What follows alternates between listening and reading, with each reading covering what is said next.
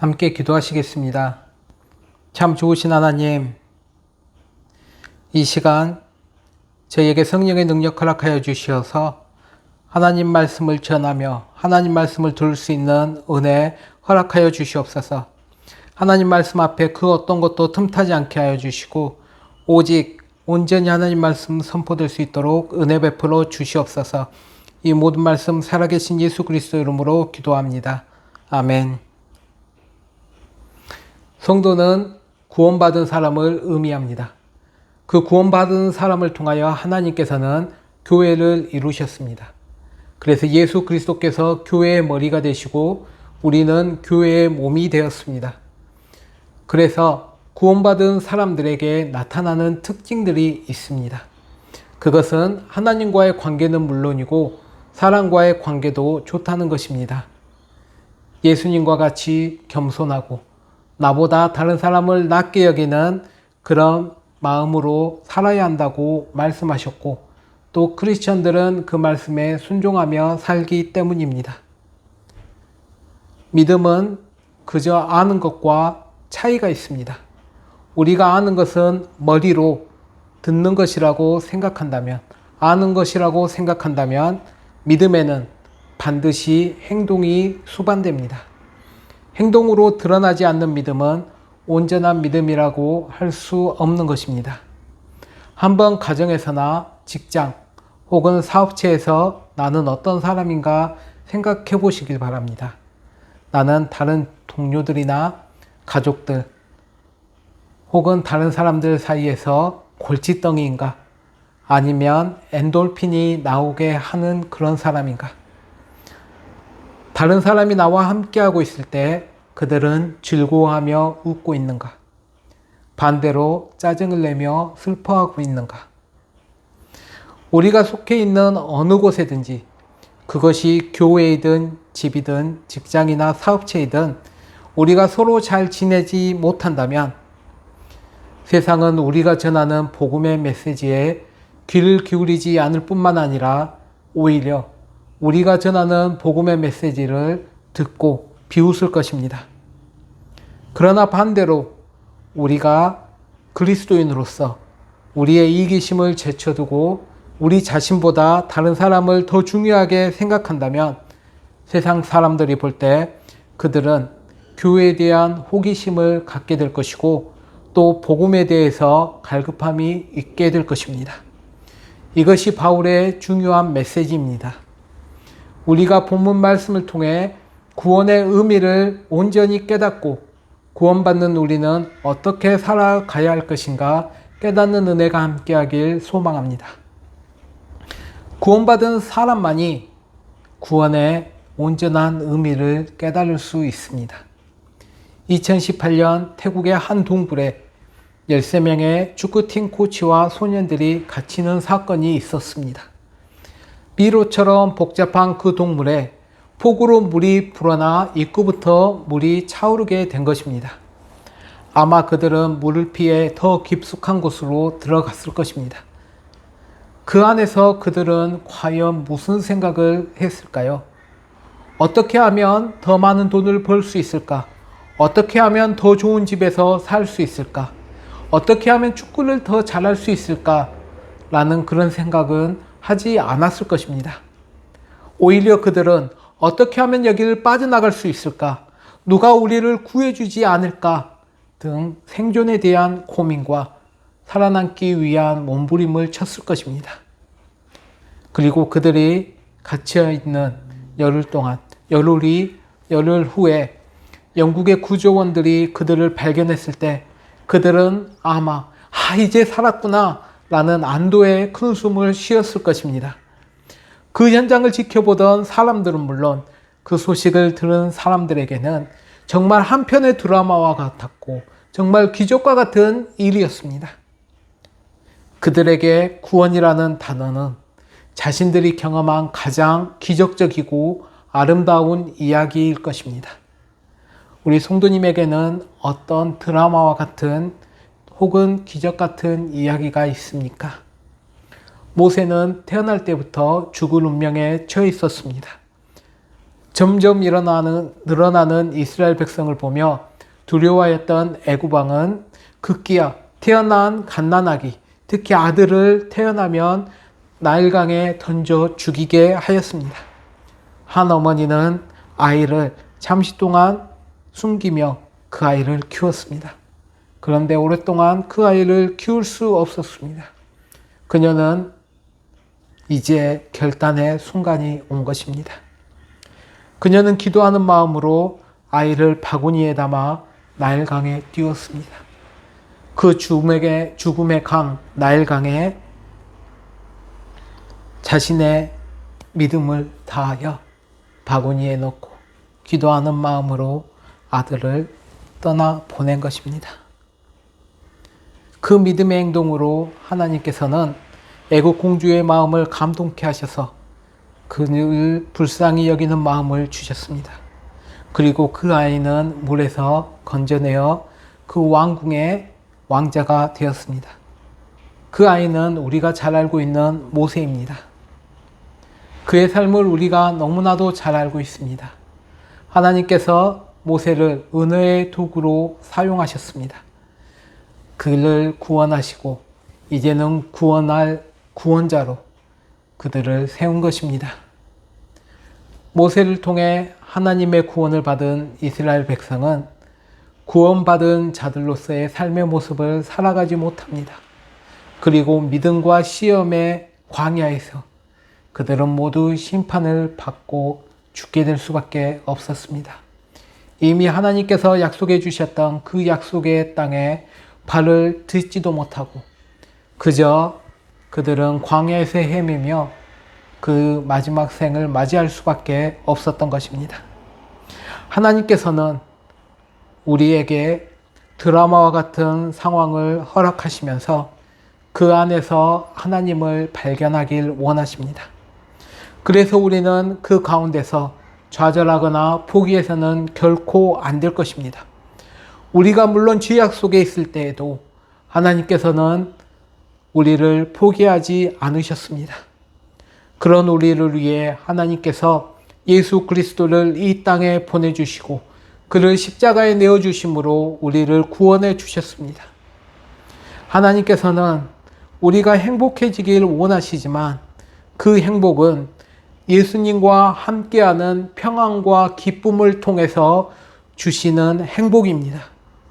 우리는 그 행복과 기쁨을 다 누려야 합니다. 우리가 다시 구원으로 돌아와서 이야기한다면 구원은 우리의 힘이나 노력으로 되는 것이 결코 아닙니다. 선한 행위로 얻어지는 것도 결코 아닙니다. 아무리 좋은 일을 해도 구원의 문제를, 죄의 문제를 해결할 수는 없습니다. 오직 하나님의 거룩함과 공의로움으로 인해 우리는 심판을 받아야 하기 때문에 결코 어떤 행위로도 구원을 받을 수 없는 것입니다. 그런데 우리는 가끔 이 구원을 오해하는 경우가 있습니다. 구원을 받았다는 것은 우리가 어떤 물건을 선물로 받았다는 그런 의미가 결코 아닙니다. 만약 우리가 어떤 가방이나 만년필 등 어떤 것을 선물로 받았다고 하면 우리는 그것을 24시간 365일 사용하지 않습니다. 그러나 반대로 우리가 어떤 시민권을 받았다, 자유를 얻었다 하는 것은 그 순간부터 그 상태, 그것을 즐길 수 있는 것입니다. 그래서 우리가 구원받았다는 것은 우리가 예수 그리스도를 구주로 고백함과 동시에 우리는 예수님을 구주로 부르며 하나님의 자녀가 될 수 있습니다. 그렇기 때문에 우리가 구원을 받았다면 우리는 이전의 삶의 모습과 달라야 한다는 것입니다. 하나님께서는 예수 그리스도가 이 땅에 오셨을 때 두 개의 이름을 허락해 주셨습니다. 그 첫 번째는 구원자라는 의미의 예수라는 이름과 항상 함께 하신다는 임마누엘이라는 이름을 주신 것입니다. 우리는 예수 그리스도께서 십자가에서 죽으심을 통하여 의로운 자라 칭함을 받았습니다. 그리고 그가 부활하심을 통해 이제는 예수 그리스도와 이 순간에도 함께 살아가고 있는 것입니다. 우리 안에 예수 그리스도가 있습니까? 지금 오늘 이 순간에 예수 그리스도와 동행하며 살아갑니까? 만약 우리 행위로 구원을 받을 수 있다면 사람들은 저마다 어떻게 천국에 들어갔다고 아마 자랑할 것입니다. 그러나 이 세상은 공로제로 운영되고 다른 종교들도 공로제로 운영되고 있습니다.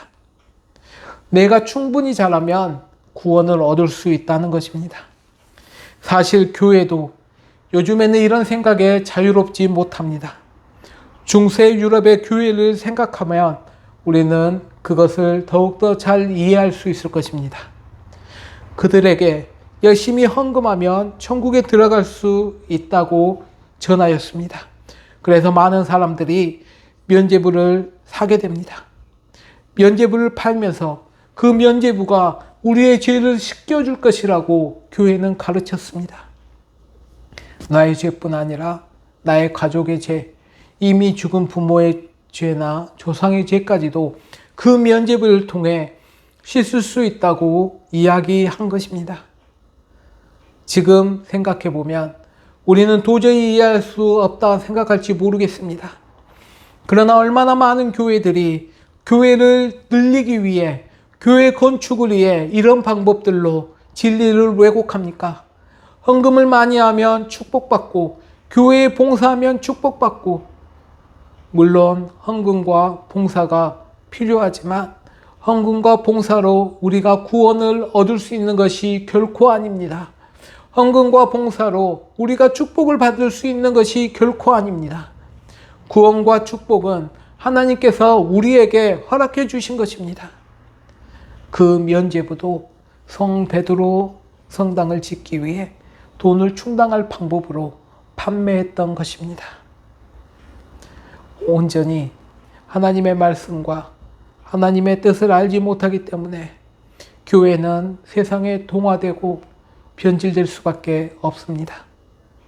우리는 말씀으로 돌아가 무엇이 하나님의 뜻이며 하나님의 마음인지 알아야 합니다.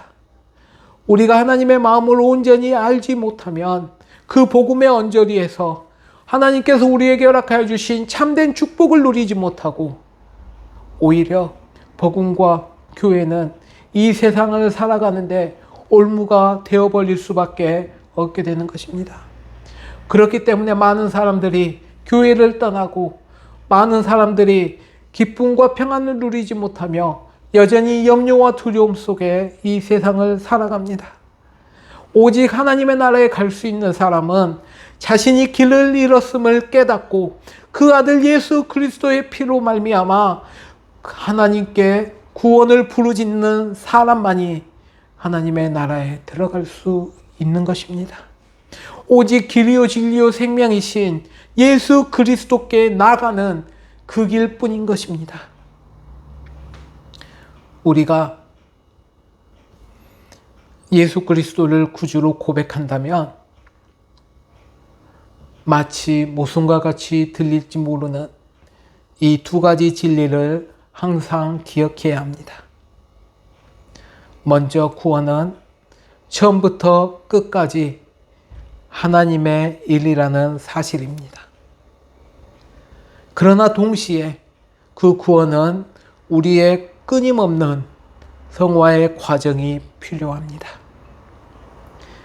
우리가 하나님을 선택했기 때문에 구원을 받은 것이 결코 아닙니다. 하나님께서 우리를 구원하시려고 하셨기 때문에 우리는 그 구원을 받을 수 있는 것입니다.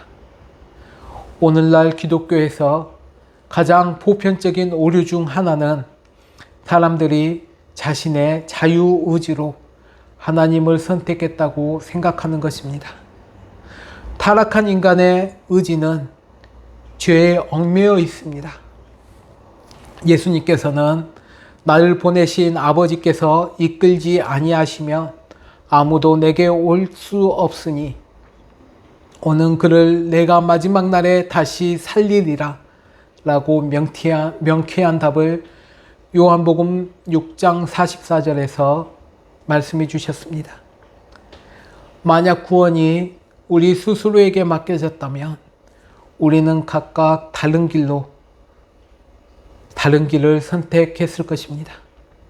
그러나 구원은 하나님께서 우리를 선택하시고 하나님의 선한 기쁨에 따라 하나님의 은혜로 우리를 거절할 수 없이 이끄심에 달려있기 때문에 얼마나 다행인지 모릅니다.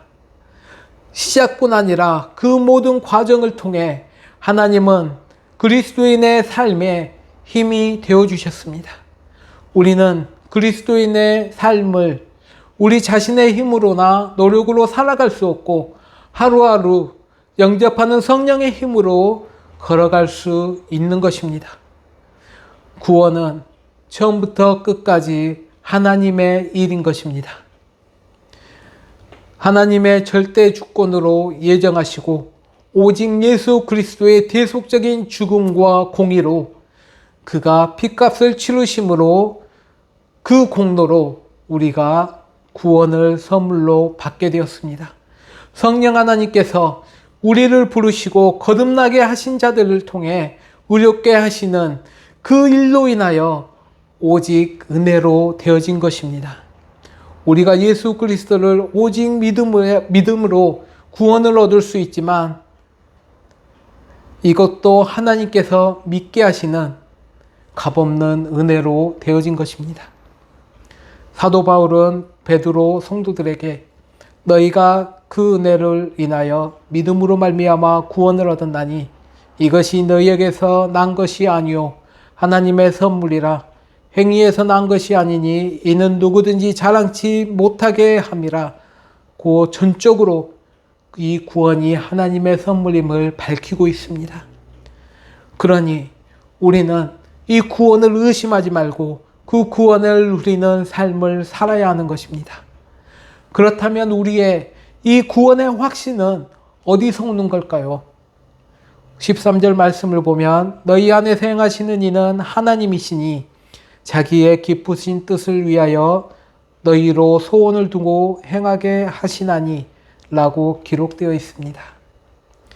내가 사랑 안에서 두려움 없이 행할 수 있는 것은 오직 내 안에서 행하시는 하나님으로 말미암음이라고 사도 바울은 선포하고 있습니다.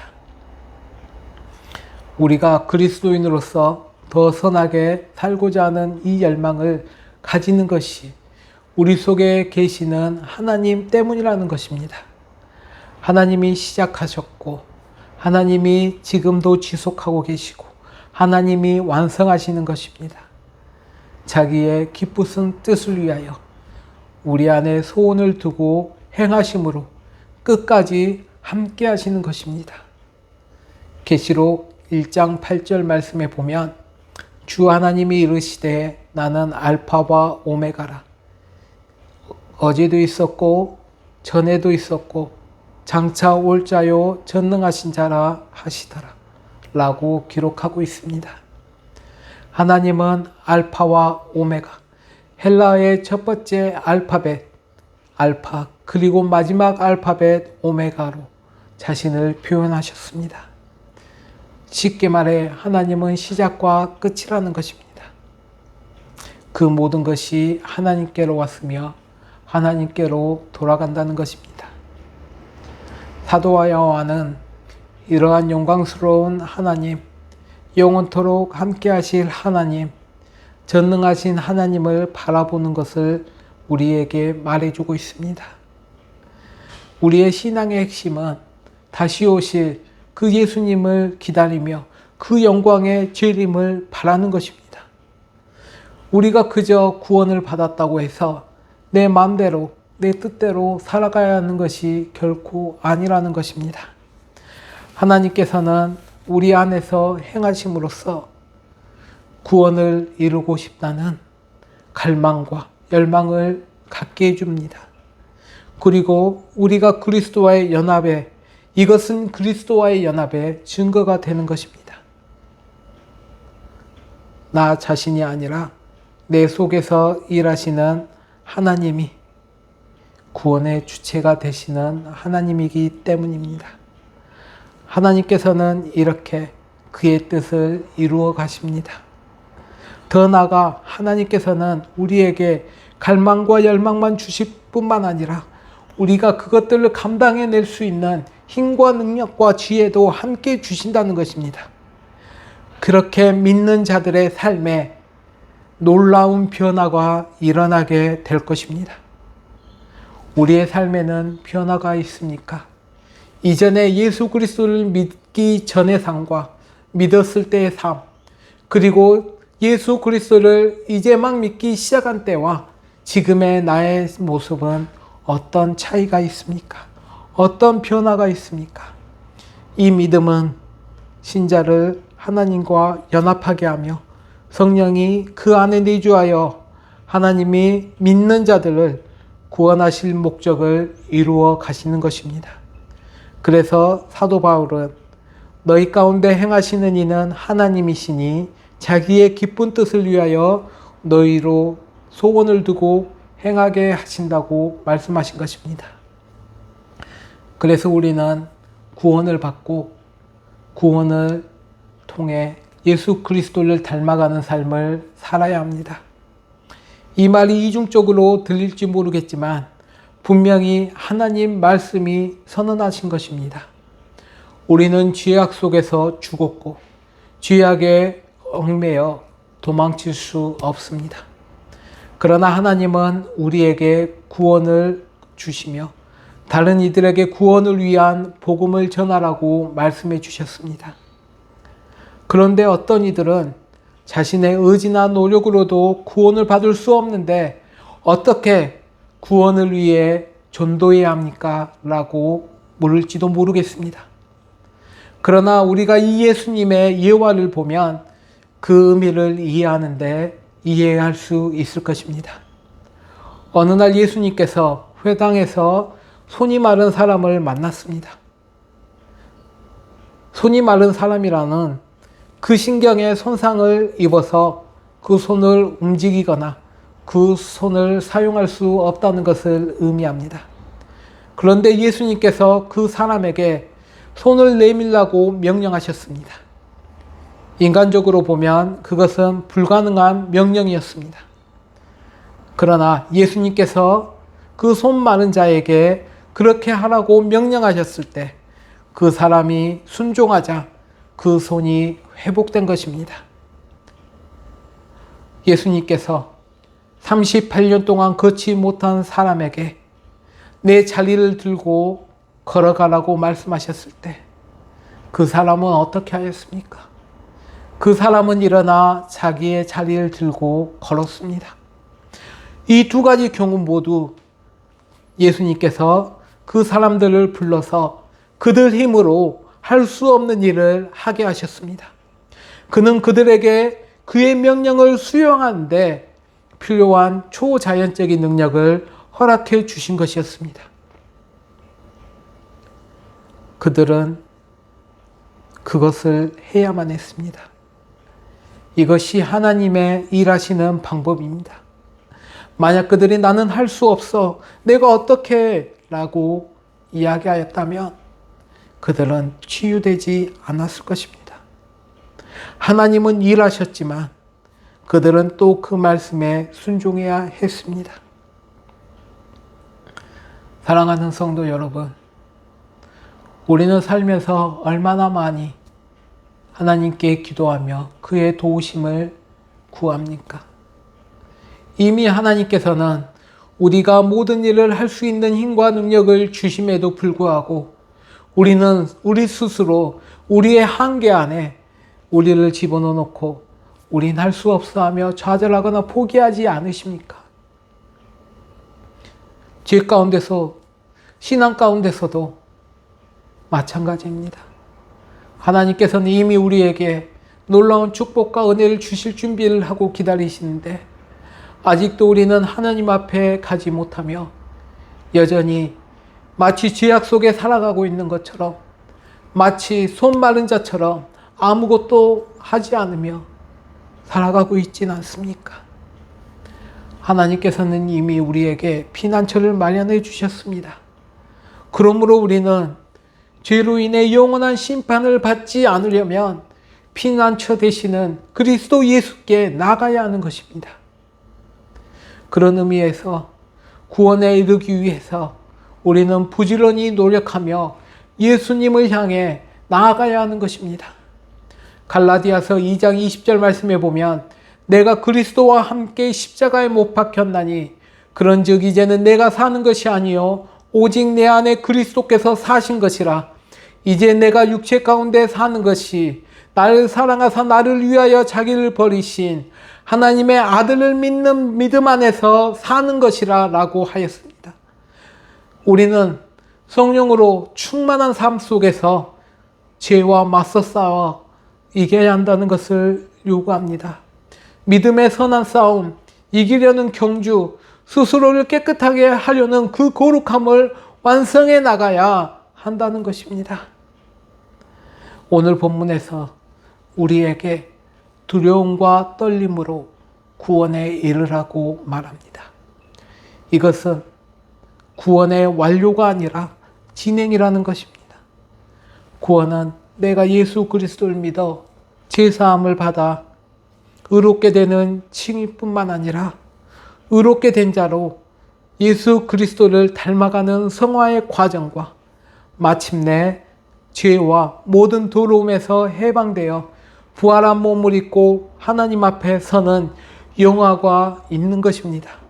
따라서 계속해서 우리는 두렵고 떨림으로 구원을 이루어 가야 한다는 것입니다. 이 두렵고 떨림에는 하나님에 대한 경건한 두려움과 나 자신의 나약함에 대한 자각과 나를 판단하게 하는 죄에 대한 성향이 동시에 내포되어 있습니다. 그래서 우리는 우리의 육체가 아니라 성령과 그의 힘을 의지해야 하는 것입니다. 성령님께서 우리에게 그 은혜를 알게 하시고 깨닫게 하시고 또 헤쳐나갈 수 있는 힘과 능력을 허락해 주시는 것입니다. 죽을 때까지라도 자기 자신보다 남을 먼저 생각했던 것처럼 예수님을 위해 매일매일 자기 자신을 죽이고 남을 위해 살도록 하나님께서는 우리를 부르셨습니다. 우리 가운데 주님이 계시다면 주님과 같은 겸손과 사랑으로 우리가 가지고 있는 관계의 문제들이나 여러 가지 문제들을 해결할 수 있습니다. 우리가 좋은 관계에서 구원의 기쁨을 얻을 수 있는 이유는 1차적인 어떤 행복의 문제가 아니라 하나님의 선한 기쁨, 즉 하나님의 백성이 서로 사랑한다는 기쁨으로 하나님을 기쁘게 하기 위해서인 것입니다. 말씀했도록 하겠습니다. 우리는 하나님께 순종하면서 서로의 관계에서 그 구원의 실질적인 의미를 알아내기 위해 부지런히 하나님의 말씀을 배우고 공부하며 하나님의 마음을 알아야 합니다. 우리 가정 안에서 관계는 어떻습니까? 다른 신앙인들과의 관계는 어떻습니까? 또 직장이나 사업체에서 다른 사람들과의 관계는 어떻습니까? 우리가 구원의 기쁨을 맛보았다면 우리도 예수 그리스도의 본을 닮아가며 살아야 합니다. 우리 성도님께서는 날마다 구원을 이루며 살아가고 계십니까? 사도 바울이 빌립보 교회에 말씀하시는 것처럼 제가 성도님께 이렇게 계속해서 말씀드리는 것이 성도님들을 책망하거나 판단하기 위해서가 결코 아닙니다. 이 하나님의 말씀을 통해 그 삶이 복음으로 인해 자유로워지고 더욱더 풍족해지기를 원하기 때문입니다. 바라기는 그리스도의 복음으로 우리가 구원을 받을 뿐 아니라 우리 속에서 착한 일을 행하시는 이로 말미암아 그리스도 예수의 날까지 허락하신 그 구원을 완성해 나가시는 복된 성도님 되시길 간절히 축원합니다. 제가 함께 기도하시겠습니다. 주 하나님, 저희를 사랑해 주셔서 너무나도 감사드립니다. 주님을 처음 만났을 때 그 감격, 그 첫사랑을 회복하길 원합니다. 그것이 시작이 아니라 지금 이 순간에도 저희는 예수 그리스도를 닮아가기 위해 또 하나님을 더욱더 알아가기 위해 하나님과 깊은 교제를 나누기 원합니다. 말씀을 통해 하나님을 보기를 원합니다. 기도하는 가운데 하나님과 더욱더 깊은 관계를 갖기 원합니다. 주 하나님, 저희 안에서 선한 일을 이루시는 그 하나님께서 항상 저희와 함께하여 주심을 우리가 기억하게 하여 주시고 예수 그리스도와 동행하는 삶을 살아갈 수 있도록 은혜 베풀어 주시옵소서. 그 안에서 구원의 기쁨을 누리며 참 평안을 누리며 살아가는 성도님들 될 수 있도록 은혜 베풀어 주시옵소서. 주 하나님, 또 성도님들 가운데 어려움에 처한 성도님들 있습니까? 주 하나님께서 힘과 능력을 허락하여 주시어서 그 시간을 통하여 더욱더 주님을 바라볼 수 있는 은혜의 시간 될 수 있도록 힘과 능력 허락하여 주시옵소서. 이 모든 말씀 살아계신 예수 그리스도 이름으로 기도합니다. 아멘.